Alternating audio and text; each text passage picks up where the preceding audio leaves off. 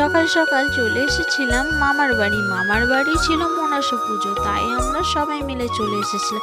এদিকে দেখি আমার দাদু যে কলা গাছগুলো লাগিয়েছে সেগুলো কত বড় হয়ে গেছে। তারপরে আমরা সবাই মিলে চলে আসি মনসা মন্দিরে প্রচুর ভিড়, পুরো গ্রামের লোকেরা সবাই এই মন্দিরে আসে। এদিকে ছড়ানো হচ্ছিল হরিণট ছড়ানো হচ্ছিল বাতাসা আর চকলেট। সেখানে আমার মা কিছু বাতাসা আর কিছু চকলেট পেয়েছিল। চকলেটগুলো তো ফোনটি দেখা মাত্রই নিয়ে নিল, কারণ কি তার চকলেট খেতে খুবই ভালোবাসে। তাই ওকে বললাম ঠিক আছে, দুটোই চকলেট পেয়েছি, তাহলে তুই দুটো চকলেট একটা খেয়ে নে।